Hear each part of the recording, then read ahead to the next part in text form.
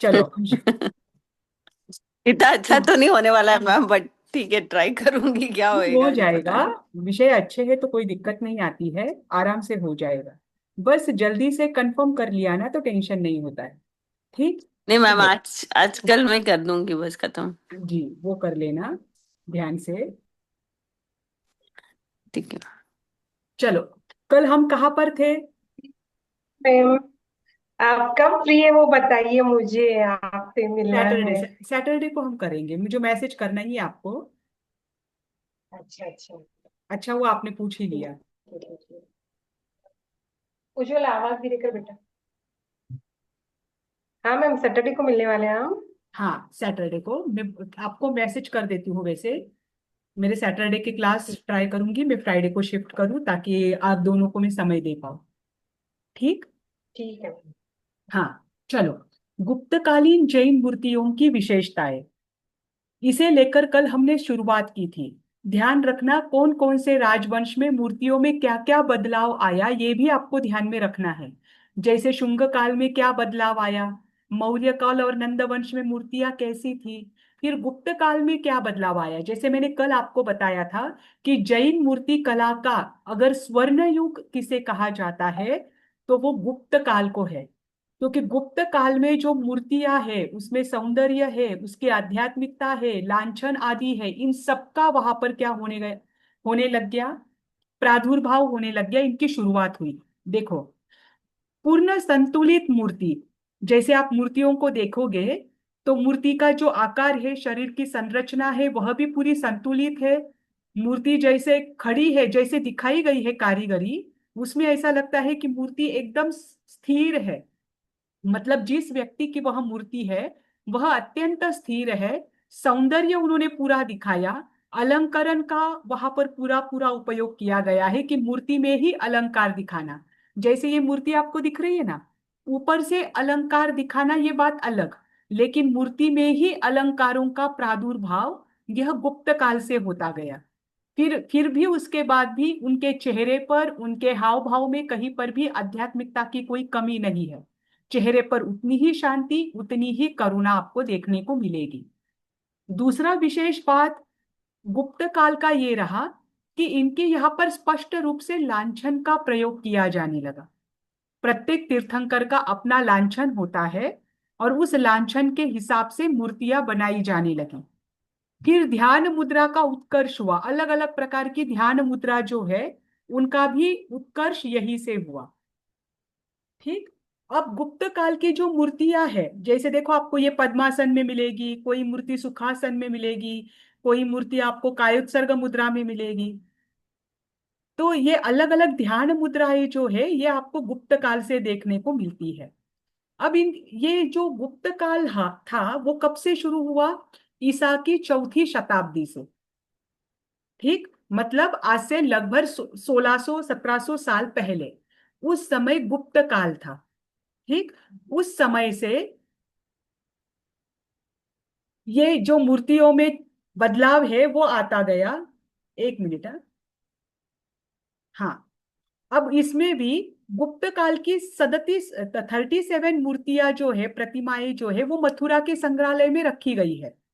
और उनके जो पीछे चक्र आदि है या प्रतिहार्य आदि जो दिखाए गए हैं, इनके आधार पर जाना गया, या जिस प्रकार के पत्थर का, मिट्टी तो नहीं, पत्थर का जो उपयोग किया गया है उसके आधार से ये जाना गया कि ये गुप्त काल की है।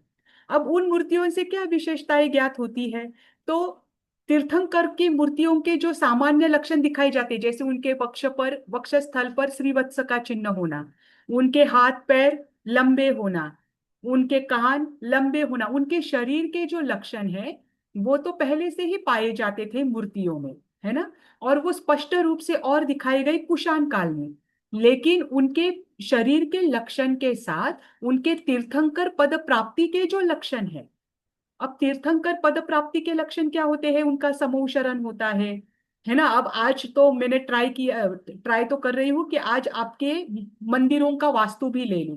उसमें आपको आएगा कि समूह शरण का जब मंदिर बनाया जाता है तो उसके पीछे क्या वास्तु होता है। तो समौशरण आदि जो है, उनके अष्टप्रतिहार्य आदि जो है, उनकी माता के द्वारा देखे हुए 16 या 14 स्वप्न जो है, उनके यक्ष यक्षिणी आदि जो है, वो जो बाह्य विशेषताएं हैं तीर्थंकरों की, ये दिखाने का आरंभ हुआ गुप्त काल में। ऐसे तो कुषाण काल में भी थोड़ी थोड़ी शुरुआत हुई थी, लेकिन गुप्त काल में इसे विशेष रूप से दिखाया जाने लगा। फिर उसके बाद जो प्रतिमाओं का ऊपर का शिरोभाग है, उसमें घुंघराले बालों को दिखाना, ये भी गुप्त काल की विशेषता है। जैसे वैभार पर्वत पर, जो कि बिहार में है, वहां पर ये नेमिनाथ भगवान की मूर्ति वहां से मिली है ना। तो इसके नीचे अभी जैसे यहाँ पर मूर्ति रखी है, इसमें तो सिंहासन नहीं है, पर इसमें कमल पर बैठे हुए दिखाए हैं, पीछे धर्म चक्र दिखाया गया है।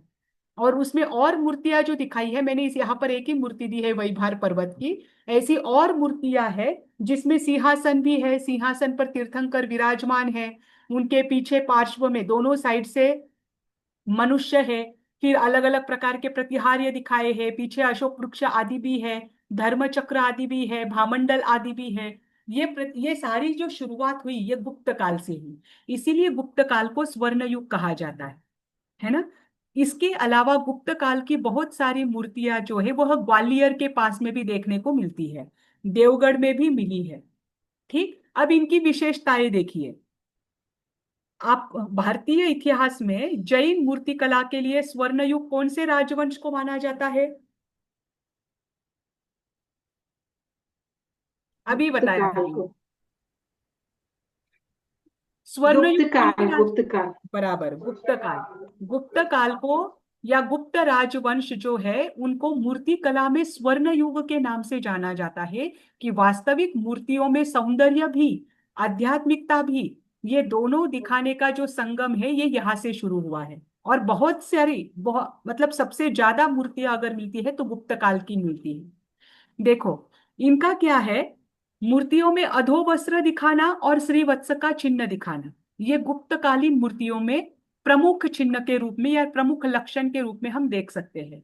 जैसे श्वेतांबर परंपरा में तीर्थंकर या जिन जिन की कोई मूर्ति होती है केवली की, उनके मूर्ति में भी अधोवस्त्र दिखाई देता है या दिखाया जाता है। थोड़ा सा वस्त्र के समान वहां पर कपड़ा दिखाया जाता है, मूर्ति के अंदर ही, मूर्ति में ही वैसी कारीगरी होती है। और वक्षस्थल पर श्रीवत्स का चिन्ह होता है। तो ये दोनों की शुरुआत करने वाले थे गुप्त राजवंश। इन्होंने मूर्तियों में ये दिखाना शुरू किया। उसके पहले की जो श्वेतांबर परंपरा की मूर्तियां हैं, उसमें अधोवस्त्र देखने को नहीं मिलता। ठीक। फिर जैन मूर्तियों की जो बनावट है, वह उच्च कोटि की है गुप्त राजवंश की। प्रतिमाओं में आपको चक्र देखने को मिलेगा, चौकी देखने को मिलेगी, दोनों ओर हिरण, वृषभ ऐसे जो प्राणी है वो देखने को मिलेंगे। सिर के ऊपर 3 छत्र देखने को मिलेंगे, जो कि तीर्थंकर का अतिशय होता है ना। उसमें यक्ष यक्षिणी देखने को मिलेंगे, जो गंधर्व आदि है या देवों की जो देव आते हैं अपने सारे देवों के साथ तीर्थंकर के कल्याणक मनाने के लिए, वो देवों को भी आप देख सकते हो। और देवतुल्य मूर्तियां, यानी देवतुल्य मूर्तियों का अर्थ क्या होता है, आपको क्या लगता है? मैम वॉइस थोड़ी ब्रेक हो रही है सबको। मैम, यस मैम, सबको ब्रेक हो रहा है। अरे मैंने वॉइस यहाँ, ब्रेक हो रही है आपकी। नहीं, यहाँ का नेट नहीं चलता है, इसलिए मैंने मेरे मोबाइल से कनेक्ट किया है। इतनी देर आ रही थी मैम, अभी ऐसे हुआ। ऐसा कैसे हो सकता है? अभी भी, अभी भी ब्रेक ही हो रही है क्या? नहीं, अभी आ रही है वापस। ब्रेक होने लग जाए तो मुझे बता देना। ठीक। देवतुल्य मूर्तियों का अर्थ क्या होता है?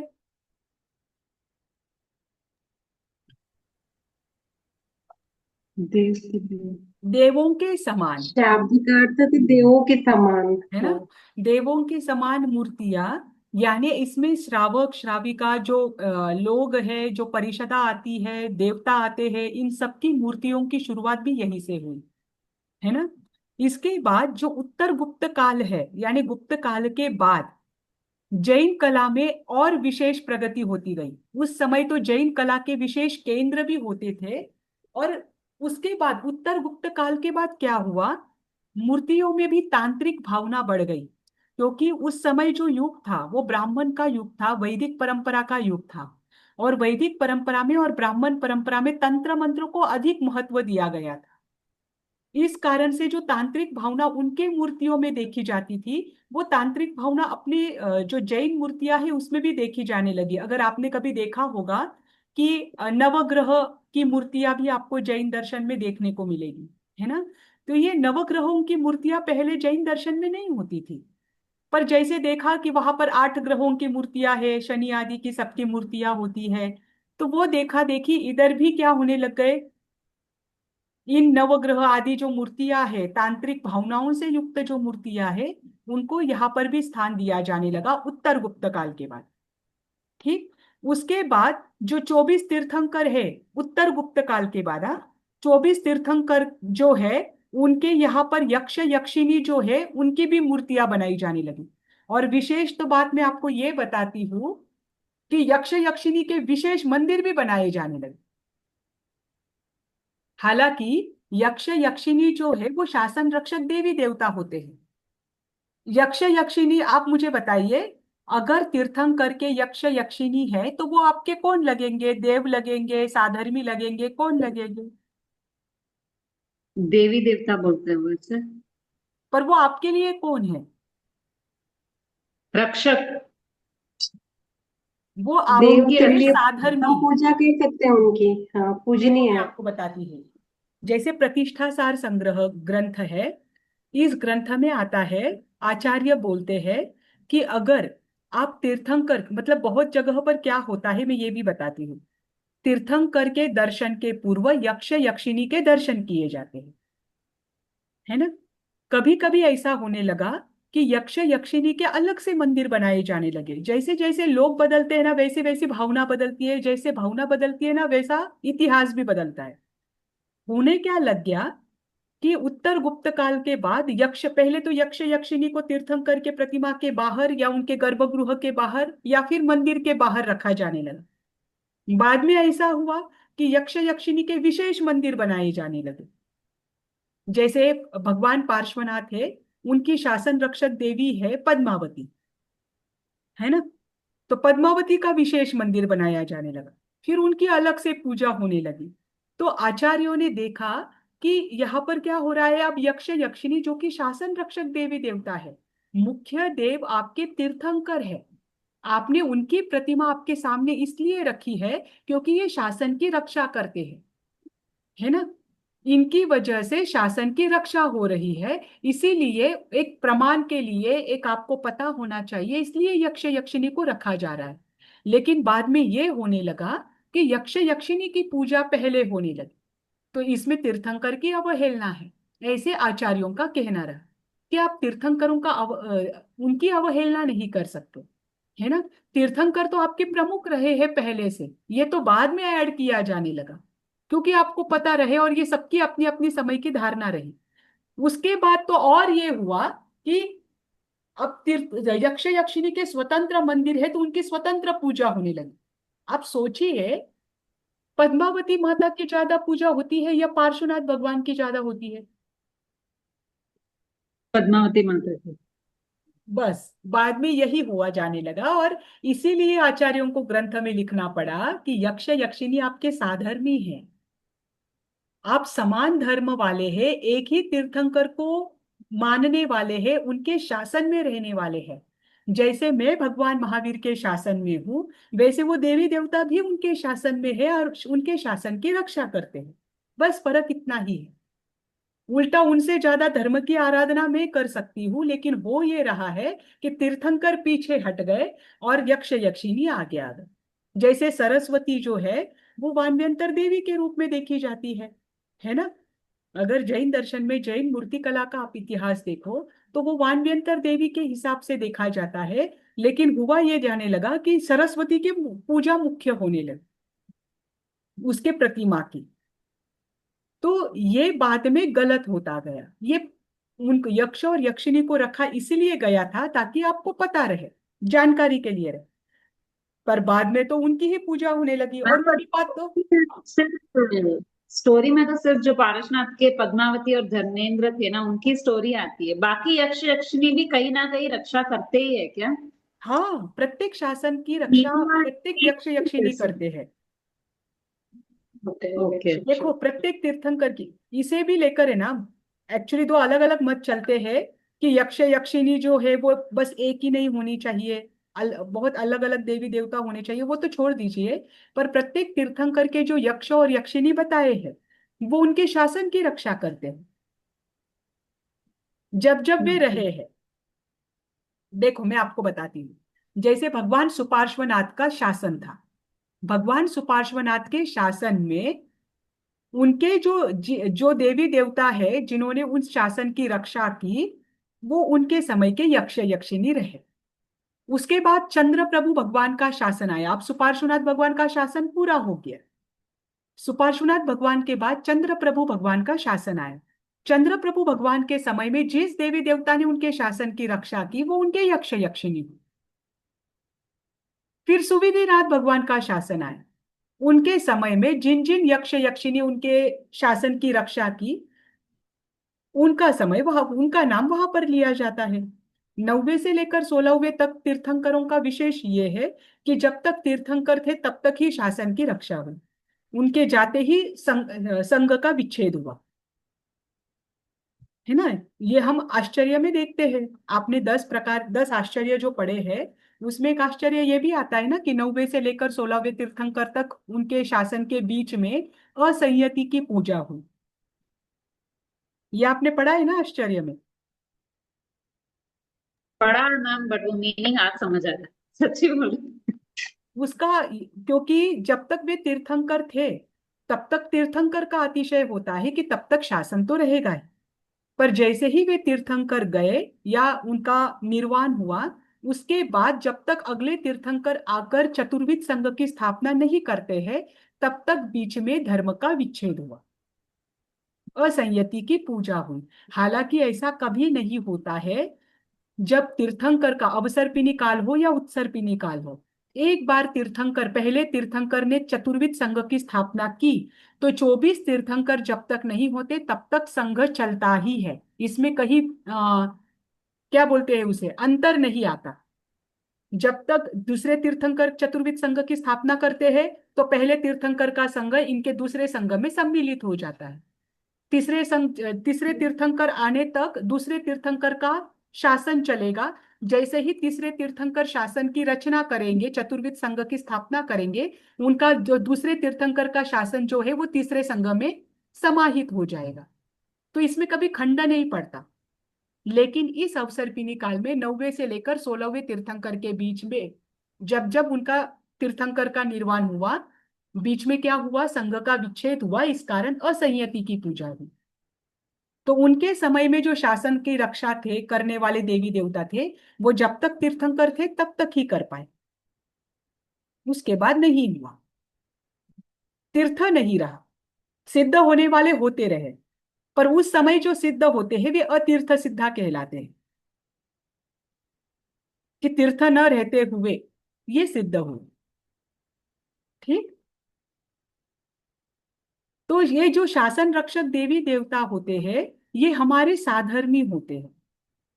ये बस शासन की रक्षा करते हैं, इसीलिए हमारे लिए वो आदरणीय होते हैं।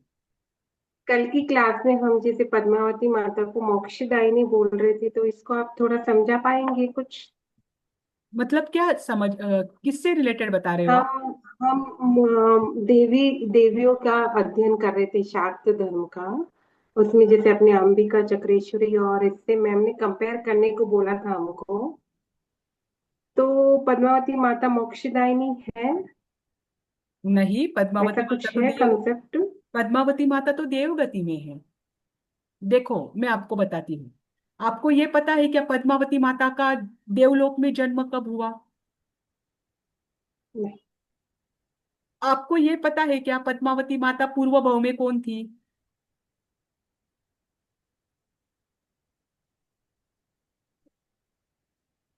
पूर्व धर्मेंद्र भाव और में पद्मावती। तो है मतलब पद्मावती में थे, पारसनाथ भगवान उनकी कुछ रक्षा करते हैं या कुछ। ऐसा हाँ, कुछ स्टोरी जब है। पार्श्व देखो मैं आपको मैम बताती वो हूँ। नाग और नाग नागिन रहते हैं ना नाग मैम। नागिन का हाँ, जोड़ा थे, ये तो बराबर नाग पता है था। नागिन रहते हैं और उनको रक्षा करते हैं पार्षद हाँ, भगवान। है ना। वो तो वो युगल कब तो जोड़े नौकार मंत्र सुनाते हैं तो फिर वो आयु पूर्ण करके देवलोक में जाते, है ना। हाँ तो राइट। वो कब थे, जब भगवान पार्श्वनाथ 16 वर्ष के थे, है ना। भगवान पार्श्वनाथ जब 16 वर्ष के थे, तब उनके नाना जी, एक जगह पर ऐसा आया है कि जो कमठ तापस था वो उनके नाना जी थे। उनका नाम कमठ नहीं था, एक्चुअली कमठ नाम उनके पहले भाव का है ना। ओके। वो जो तापस थे वो उनके नाना जी ही थे। पार्श्व कुमार ने देखा कि वो जो पंचाग्नि तप कर रहे हैं, उस अग्नि में, जहां पर अग्नि जलाकर रखी है जिस लकड़ी में, उस लकड़ी के अंदर नाग नागिन का जोड़ा है, और वो आग आग की वजह से झुलसकर मर रहा है। तो पार्श्व कुमार ने क्या किया, वहां पर खोलकर दिखाया, वो स्टोरी आपको पता है। उसके बाद वो आधे जल चुके थे नाग नागिन का जोड़ा। तो भगवान पार्श्वनाथ ने, जो कुमार अवस्था में थे, उन्होंने नवकार मंत्र सुनाया, और नवकार मंत्र सुनाकर उनकी आयु पूरी हो गई। उनकी जैसे ही आयु पूरी हो गई, वे क्या हो गए, देवलोक में जन्मे, धर्मेंद्र और पद्मावती के रूप में। अब मुझे बताइए, पद्मावती को देवलोक में जाकर कितने वर्ष हुए।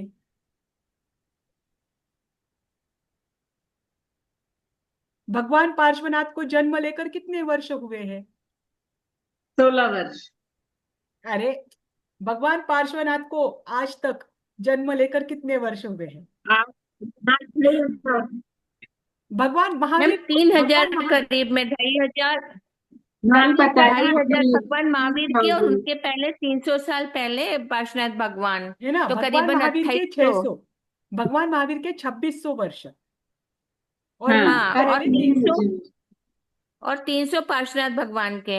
है ना। तो लगभग 3000 वर्ष पहले। वो यहाँ तो नहीं होगा, नहीं, उनको कुछ नहीं। मैम मेरी आवाज आ रही है? हाँ हाँ, आ रही है हाँ मुझे। ओके। कहा तो कितने हुए हो गए, ज्यादा से ज्यादा 3000 वर्ष, बराबर, यस मैम। है ना। हाँ 3000 वर्ष भगवान पार्श्वनाथ को जन्म लेकर हुए हैं। अब पद्मावती जो है देवी, उनको देवलोक में जाकर ज्यादा से ज्यादा 3000 वर्ष हुए होंगे, क्योंकि हाँ जब भगवान पार्श्वनाथ 16 वर्ष के थे तब तो उनकी आयु पूरी हुई। अब करेक्ट। 3000 वर्ष में कोई देवी देवता देवलोक से बाहर निकल सकता है क्या। नहीं। देवों की कम से कम आयु कितनी होती है। 3 पदियों की। नहीं, देवों की कम से कम, एकदम कम से निचले कम जाति दस के हजार लोग, 10,000 वर्ष। दस दस हजार हजार वर्ष वर्ष कम से कम दस हम्म। हजार वर्ष है। मतलब ऑब्वियसली हाँ अभी पद्मावती जी कहाँ होंगे, देवलोक में। देवलोक में। उनका अभी तक मोक्ष नहीं हुआ,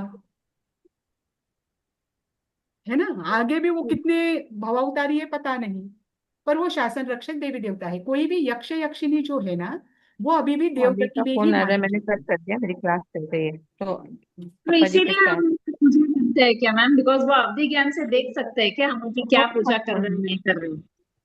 वो भी तो एक रीजन हो सकता है ना लोगों का मान्यता है। लोगों को तो क्या है, मैं आपको बताती हूँ। यहाँ पर पत्थर रख दो और बोल दो कि इस पत्थर के सामने आप जो भी बोलोगे ना पूरा हो जाएगा, लोग उस पत्थर की भी पूजा करेंगे। बस पर आप करते हैं यकीन ना दिला दो, होता पद्मावती ही है। माता की। कितना करते पद्मावती माता का तो जाप नहीं, अपने ऐसा नहीं है, तालकवासी देखो करवाते उनके प्रति हैं। आदर होना जरूरी है, क्योंकि उनकी वजह से शासन की रक्षा हुई। लेकिन उनके पहले, मतलब तीर्थंकर के पहले उनकी पूजा नहीं होनी चाहिए, ऐसा हमारे आचार्यों का कहना है। उन्होंने ग्रंथों में लिखा ओके। है कि आप उन देवी देवताओं को पहले मत पूजिए, ये तीर्थंकर की अवहेलना है। हालांकि ये बताने का कोई मतलब नहीं होता है। जब अगर हम धर्म के मार्ग पर चले हैं, तो हमारे आदर्श अरिहंत और सिद्ध ही होते हैं, रेडियो में है तो ना। बाहर भी सुन हम सकते हैं। हाँ, हाँ मतलब इंदिरा आप जी लोग आप रेडी म्यूट हो कर तो। दीजिए। सॉरी। हाँ, देखिए, तो जो सम्यक दृष्टि होता है, वो किसी का अनादर कभी नहीं करता, ये भी एक बात ध्यान रखना। कभी भी कोई अनादर भी करता है तो समझना हम सम्यक दृष्टि नहीं है। सम्यक दृष्टि कभी भी किसी का अनादर नहीं करता, वह सबके प्रति विनय भाव रखता है। जो भी योग्य है, उनके प्रति वो विनय भाव रखता है, लेकिन सम्यक दृष्टि के लिए उसके आराध्य अरिहंत और सिद्ध होते हैं, है ना। वही उनके आराध्य है। और आचार्यों का यही कहना आया कि यक्ष यक्षिणी इसलिए शुरुआत में रखे गए थे ताकि हमें पता रहे कि हमारे शासन की रक्षा इनकी वजह से हो रही है। ये अभी देवलोक में है और यहां से ये शासन की रक्षा कर रहे हैं। पर बाद में क्या होने लग गया, ये चीज गलत रूप में आने लग गई। अब तो विशेष रूप से यक्ष यक्षिणी को पूजा जाता है। आप सोचिए, हम यक्ष यक्षिणी की पूजा क्यों करते हैं? भौतिक सुख के लिए ही करते हैं। आध्यात्मिक सुख के लिए कोई भी पहले यक्ष यक्षिणी की पूजा नहीं करता।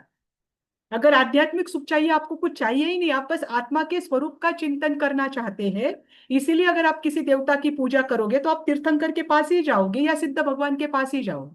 आप कभी भी अन्य देवी देवताओं के पास नहीं जाओगे, क्योंकि आपको पता है कि ये मार्ग मुझे इनके पास ही आकर मिलेगा, है ना। अभी देखो, आगे है कुषाण काल की जैन मूर्तियों की विशेषताएं। कुषाण काल में और विशेष क्या बढ़ गया, यहाँ पर प्रस्तर लेख और शिलालेख बढ़ गए। ध्यान रखना, जैसे गुप्त काल में लांछन लगाना शुरू किया तीर्थंकरों का, है ना। फिर गुप्त काल में अलंकारिक मूर्तियां बनाना शुरू किया। फिर गुप्त काल में यक्ष यक्षिणी आदि बढ़ गए। कुषाण काल में क्या बढ़ा, तो लांछन के साथ प्रस्तर लेख और शिलालेख, मूर्ति के नीचे लिखा हुआ प्रस्तर लेख और मूर्ति के साथ बाहर लिखे हुए शिलालेख जिस पर अन्य जानकारी लिखी हुई होती है ना। और इनकी कुषाण काल की जो मूर्तियां है, इनकी मूर्तियों में मथुरा शैली का प्रभाव है। मथुरा शैली क्या होती है ये आप सर्च करना गूगल पर और कल मुझे बताना। हाँ, मैं आपको एक बताना रह गया कि एवरी फ्राइडे आपकी ब्राह्मी स्क्रिप्ट आपको सिखाई जाएगी और ब्राह्मी स्क्रिप्ट होने के बाद आपको शिलालेख और मैन्युस्क्रिप्ट पढ़ने के लिए दिए जाएंगे। आपको पढ़ना रहेगा, वो आपकी टेस्ट रहेगी। ठीक, तो कल से पेन और नोटबुक ये लेकर बैठना। कल से एवरी फ्राइडे ट्राई में करूंगी कि आपका जल्द से जल्द पूरा हो। तो एवरी फ्राइडे हम ब्राह्मी स्क्रिप्ट पढ़ेंगे ताकि साथ साथ वो भी आपका चलता रहे और उसकी प्रैक्टिस आपकी होती रहे।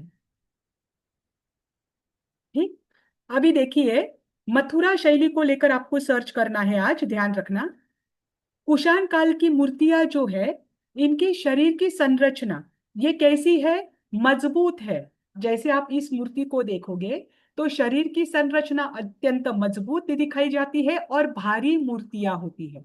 ऐसे तो राष्ट्रकूट समय की जो मूर्तियां है वो भी अत्यंत भारी है, भारी यानी वजन में अधिक। जैसे राष्ट्रकूट की जो मूर्तियां है वो भी टन टन तक उसका वजन होता है। एक व्यक्ति, दो व्यक्ति या आराम से भी उसे नहीं उठा पाते हैं, है ना। आजकल भी मूर्तियां बनाई जाती है तो वो भारी ही बनाई जाती है। तो ये भारी मूर्तियां, वजनदार मूर्तियां बनाने की पद्धति कुषाण काल से रही। इनकी नग्न प्रतिमाएं होती है, जैसे गुप्त काल में अधो वस्त्र दिखाया जाने लगा था, कुषाण काल में किसी भी मूर्ति के और अधो वस्त्र नहीं दिखाया गया, वे नग्न ही दिखाई गई। लांछन और शिलालेखों का प्रयोग वहां पर देखने को मिलता है। ठीक, कुषाण युग का सबसे कलात्मक उदाहरण है मथुरा का कंकाली टीला। वहां से जो भी मूर्तियां मिली है वो सारी, लगभग बहुत सारी मूर्तियां जो है वो कुषाण काल की है। दूसरी चीज, कुषाण काल की मूर्तियों में आयाग पट्ट भी देखने को मिलता है। ये शायद मैंने परसों के क्लास में आपको बताया था, है ना। आयाग पट्ट के साथ साथ उस आयाग पट्ट पर महास्वस्तिक यानी बड़ा वाला स्वस्तिक का चिन्ह है।